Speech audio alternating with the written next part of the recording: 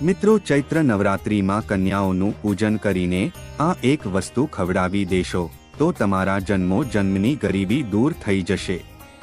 એટલું ધન આવશે કે તમારી 7 પેઢી બેસીને ખાશે તો પણ નહીં ખૂટે.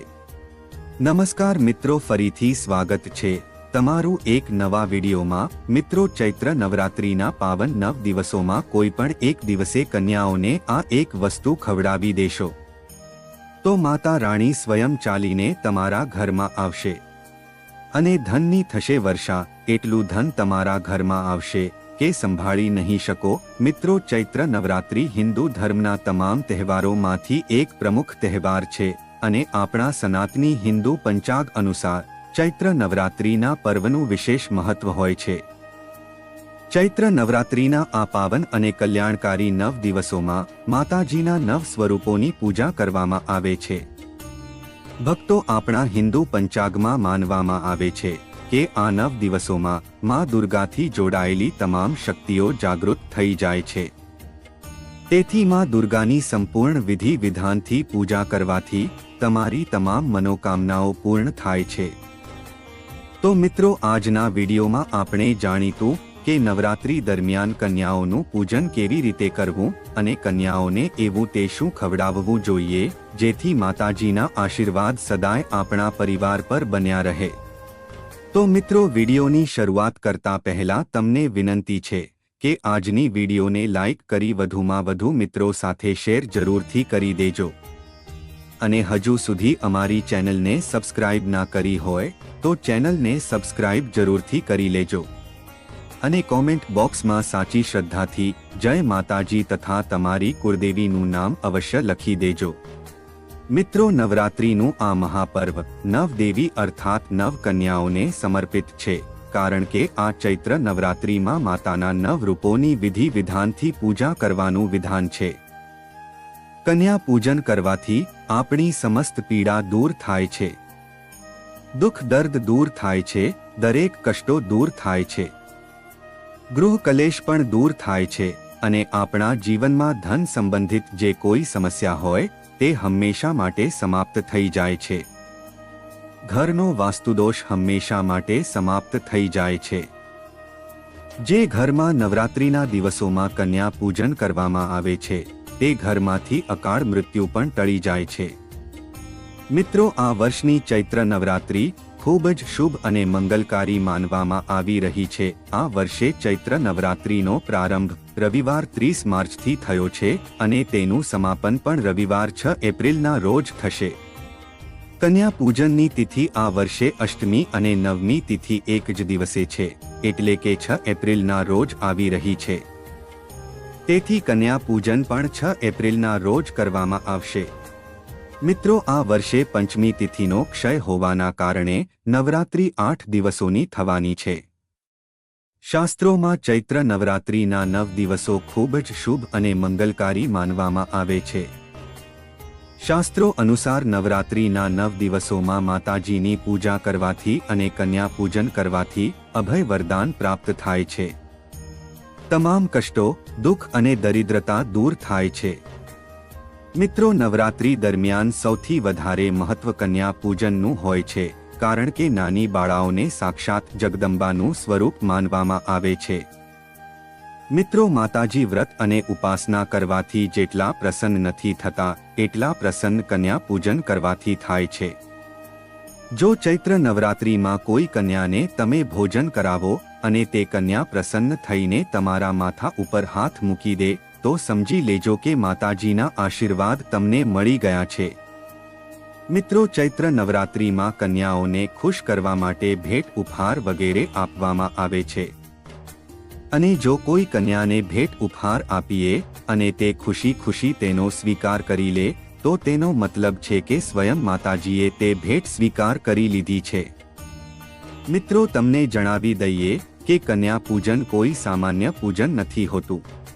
આખા બ્રહ્માંડમાં જે કોઈ પૂજા થાય છે તેનાથી પણ વધીને કન્યા પૂજનને માનવામાં આવે છે. 10 વાર ગંગા સ્નાન કરવાથી, 100 યજ્ઞ કરવાથી તથા 1000 વાર યાત્રા કરવાથી જે પુણ્ય ફળ પ્રાપ્ત થાય છે તે માત્ર એકવાર કન્યા પૂજન કરવાથી કરોડો ઘણું પુણ્ય ભક્તોને પ્રાપ્ત થાય છે. તેથી મિત્રો કહેવામાં આવે છે કે કન્યાઓને હેરાન ના જોઈએ. કન્યાઓના રૂપમાં સ્વયંમાં આદ્ય શક્તિ જગદંબા તેમના મસ્તક પર બિરાજમાન હોય છે. નવરાત્રિમાં 2 વર્ષથી લઈને 10 વર્ષ સુધીની કન્યાઓનું પૂજન કરવું જોઈએ. 8મ તથા 9મી તિથિના રોજ કન્યાઓના પગ ધોઈને ભોજન કરાવીને ભેટ ઉપહાર વગેરે આપવા શ્રેષ્ઠ માનવામાં આવે છે.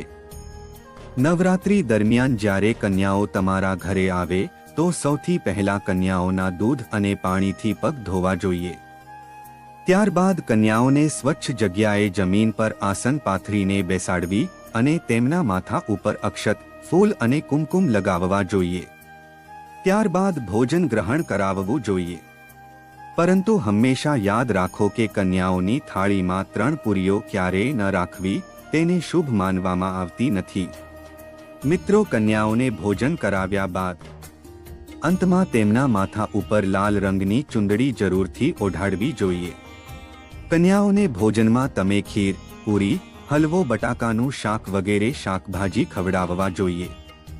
મિત્રો ખીર, પૂરી વગેરે માતાજીનું પ્રિય ભોજન હોય છે. પરંતુ યાદ રાખો કે ભૂલથી પણ લસણ અને ડુંગળીનો ઉપયોગ ન કરવો જોઈએ, નહીં તો અનર્થ થઈ જાય છે. મિત્રો નવરાત્રિમાં લસણ અને ડુંગળીનું સેવન કરવું વર્જિત માનવામાં આવે છે, કારણ કે લસણ અને ડુંગળી તામસિક ભોજનની શ્રેણીમાં આવે છે અને નવરાત્રિના આ પવિત્ર દિવસોમાં લસણ ડુંગળીનું સેવન કરવાથી તમારું વ્રત ખંડિત થઈ શકે છે અને માં દુર્ગા તમારાથી ક્રોધિત થઈ શકે છે. તેથી તમારે કન્યાઓ માટે બનાવેલા ભોજનમાં પણ લસણ અને ડુંગળીનો ઉપયોગ ન કરવો જોઈએ અને કન્યાઓને એવી વસ્તુ ક્યારેય ન ખવડાવવી જોઈએ જેનાથી તમારું વ્રત ખંડિત થઈ જાય. મિત્રો ઘણા લોકો કન્યા પૂજન તો કરે છે પરંતુ ભોજન પોતાના ઘરે નથી બનાવતા અને બજારમાંથી તૈયાર ભોજન લાવી દે છે. પરંતુ મિત્રો આમ કરવું શુભ માનવામાં આવતું નથી. મિત્રો બની શકે ત્યાં સુધી તમારા હાથથી બનાવેલું ભોજન જ કન્યાઓને ખવડાવવું જોઈએ. અને યાદ રાખો કે કન્યાઓને પ્લાસ્ટિકથી બનેલા કોઈ પણ વાસણમાં ભોજન ના પીરસવું જોઈએ. પૂજા પાઠમાં આવા વાસણોનો ઉપયોગ કરવો અશુભ માનવામાં આવે છે. તેથી કન્યાઓને હંમેશા સ્ટીલના વાસણોમાં ભોજન કરાવવું શુભ માનવામાં આવે છે. મિત્રો ચૈત્ર નવરાત્રિ સમાપ્ત થયા બાદ જો વચમાં કન્યા પૂજન શુક્રવારના દિવસ પર કરવામાં આવે તો કન્યાઓને કોઈ પણ ખાટી ચીજ વસ્તુ ના ખવડાવવી જોઈએ, કારણ કે શુક્રવારનો દિવસ માતા સંતોષીને સમર્પિત હોય છે અને માતા સંતોષી નવરાત્રિના દિવસોમાં સક્રિય અવસ્થામાં હોય છે. તેથી શુક્રવારના દિવસે કન્યાઓને ખાટી ચીજ વસ્તુ ખવડાવવી ના જોઈએ. આવું કરવાથી ઘોર પાપ લાગે છે અને તમારું વ્રત ખંડિત થઈ શકે છે. મિત્રો ભોજન કરાવ્યા બાદ કન્યાઓની થાળીમાં એક લવિંગ જરૂર રાખી દેવું જોઈએ, કારણ કે લવિંગ માતા દુર્ગાને ખૂબ જ પ્રિય છે અને લવિંગને માતા શક્તિનું પ્રતીક માનવામાં આવે છે. લવિંગમાં નવદુર્ગાનો વાસ હોય છે. આ 9 દિવસોમાં માતા રાણીને લવિંગનો ભોગ લગાવવામાં આવે છે. તેથી ભોજન કરાવ્યા બાદ કન્યાઓની થાળીમાં લવિંગ અવશ્ય અર્પિત કરવું જોઈએ. કન્યાઓની થાળીમાં ચૂપચાપ એક લવિંગ જરૂર રાખી દેવું જોઈએ. આમ કરવાથી તમારું ભાગ્ય ચમકી ઉઠશે અને માતા લક્ષ્મીના આશીર્વાદથી તમારા જીવનના ક્યારેય ધન ધાન્યની કમી નહીં થાય. મિત્રો કન્યાઓને ભોજન કરાવ્યા બાદ કંઈક ને કંઈક દક્ષિણા અથવા ભેટ જરૂરથી આપવા જોઈએ, કારણ કે મિત્રો કન્યાઓ જેટલી તમારાથી પ્રસન્ન થાય છે એટલા જ માતાજી પણ તમારાથી પ્રસન્ન થાય છે અને ઉત્તમ ફળની પ્રાપ્તિ થાય છે. તેવામાં તમે કન્યાઓને ચોકલેટ બોક્સ આપી શકો છો તથા સારા કપડાં પણ આપી શકો છો. પરંતુ યાદ રાખો કે કાળા રંગના કપડાં ના હોવા જોઈએ. સ્ટીલના વાસણો ગિફ્ટના રૂપમાં આપી શકો છો, પરંતુ યાદ રાખો કે લોખંડના બનેલો કોઈ પણ સામાન ના આપવો જોઈએ. તેમને ભેટ ઉપહાર આપીને તેમના ચરણ જરૂરથી સ્પર્શ કરી લેવા જોઈએ અને તમારી જે કોઈ મનોકામના હોય તે સાચા મનથી વ્યક્ત કરવી જોઈએ. નવરાત્રિમાં આવી રીતે નાની બાળાઓને ભોજન કરાવીને, ભેટ ઉપહાર આપીને, ત્યારબાદ તેમના ચરણ સ્પર્શ કરીને કોઈ મનોકામના માંગો તો તે મનોકામના જરૂરથી પૂરી થાય છે.